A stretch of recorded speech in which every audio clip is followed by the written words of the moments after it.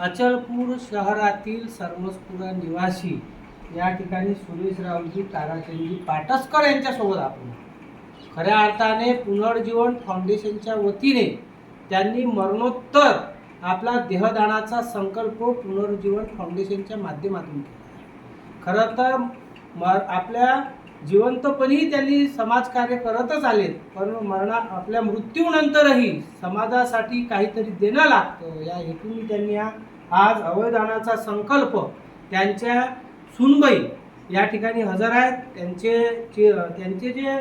त्यांचा जो मुलगा आहे तो सध्या पुण्याला आहे. त्यांनी सुद्धा हा संकल्प केला आहे आणि चांगल्या हेतूने केलेला हा संकल्प पूर्ण करण्यासाठी पुनर्जीवन फाउंडेशनचे आमचे ज्येष्ठ पदाधिकारी विश्रामजी कुलकर्णी, तसेच राम तिवारी, मी जितेंद्र रोडे आणि त्यांच्या कुटुंबातील सदस्य या ठिकाणी उपस्थित आहेत. पुनर्जीवन फाउंडेशनच्या माध्यमातून अवयवदानाची चळवळ ही गतिमान केल्या जात आहे. त्यात डॉक्टर राजेश उबाळ, डॉक्टर संदीप चौधरी, त्याचप्रमाणे विनोद नागे, राजा पिंजरकर, प्रमोद डेरे आणि ॲडव्होकेट प्रशांत गाठे अशी सर्व मंडळी, अक्षय जनवारे अशी सर्व मंडळी आमची इथे सहभागी आहेत. त्याला आम्हाला doctor Zakir sir, doctor Bhansali sir यांचंही सहकार्य असतं आणि ही चळवळ राबवण्यासाठी विशेष करून आमचे विश्राम कुलकर्णी सर यांचा नेहमी पुढाकार असतो. आज सुरेशरावजींनी हा संकल्प केला आहे, त्यांचं पुनर्जीवन फाउंडेशनच्या वतीनं आम्ही अभिनंदन करतो. ही आमची संस्था आहे पुनर्जीवन फाउंडेशन म्हणून. गेल्या 5 वर्षापासून आम्ही लोक असं अवयवदानाचा संकल्प करून घेतो लोकांकडून, जेणेकरून त्यांच्या मृत्यूनंतर त्यांचे जे पार्ट्स व्यवस्थित राहतील ते इतरांच्या कामी यावे हा त्याच्या मागचा उद्देश आहे. त्याच्यामध्ये जवळजवळ 14 पार्ट्स आपल्याला घेता येतात.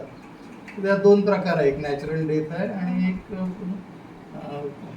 ॲक्सिडेंटलमध्ये ब्रेन डेड जेव्हा होतो त्यावेळेस 14 पार्ट्स कमी येतात आणि इतर नॅचरल याच्यामध्ये डोळे वगैरे, स्किन हे सगळं आपण घेऊ शकतो.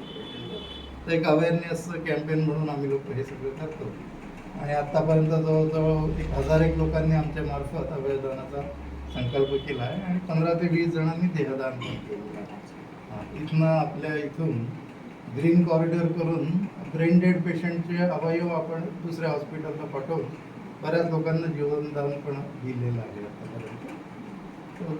जितूभाऊ रोडे, राम हे सगळेजण आम्ही याचे कार्यकर्ते आहोत. आमच्या मार्फत हे सगळं चालू आहे. तर हे या वयामध्ये यांनी हे केलं हे फार चांगली गोष्ट आहे. समाजासाठी हा चांगला आदर्श आहे.